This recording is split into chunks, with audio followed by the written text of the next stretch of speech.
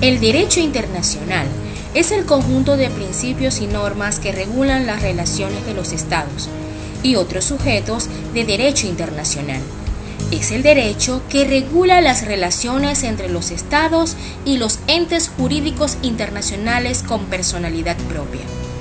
El derecho internacional se divide en público y privado.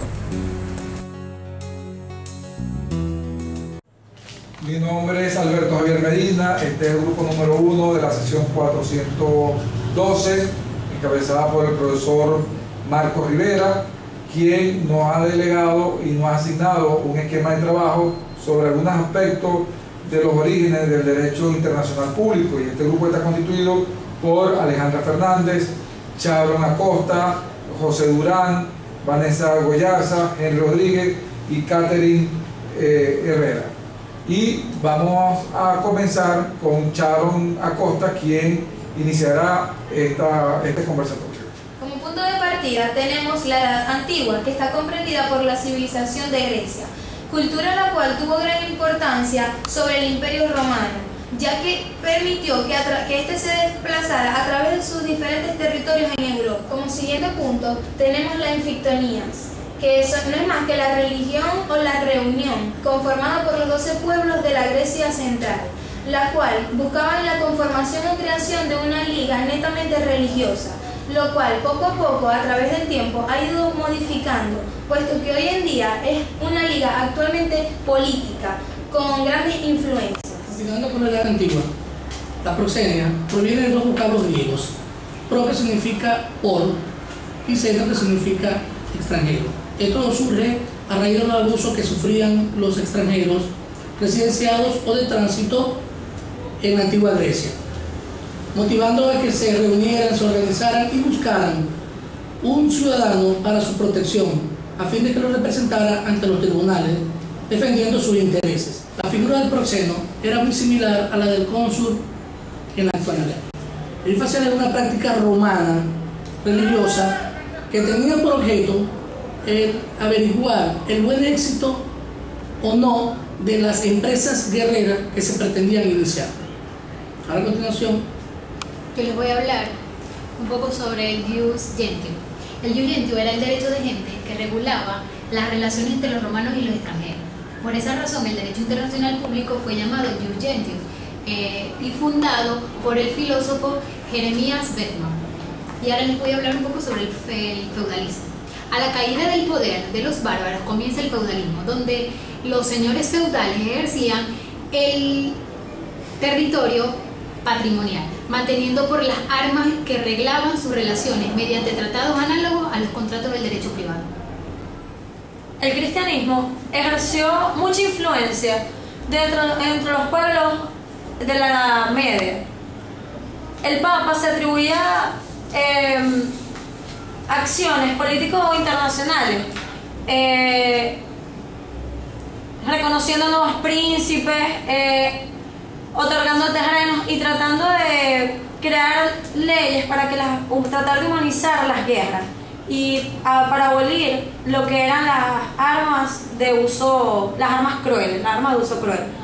Tras el Renacimiento se cae lo que es el imperio cristiano y comienzan los príncipes, se crean lo que son los pueblos europeos y los príncipes de estos pueblos comienzan a pedir su independencia tanto a nivel internacional como la de soberanía de su territorio interno.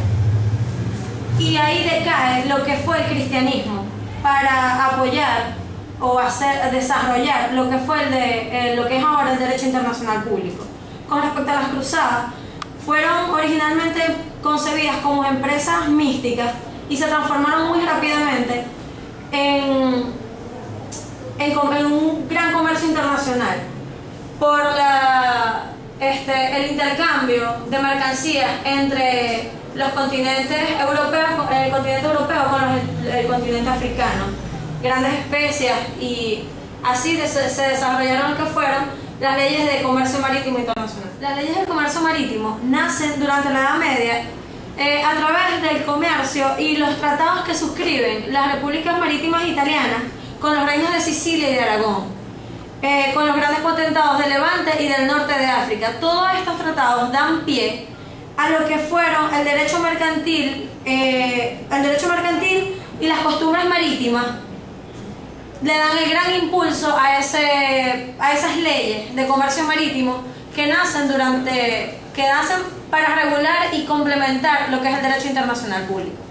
La independencia estadounidense, que proclama la independencia de las 13 colonias británicas de América del Norte y que fue adoptada por el Congreso Continental el 4 de julio de 1776. La declaración expresaba las penalidades sufridas de la colonia bajo el gobierno de las coronas británicas y la declaración libre e independientes.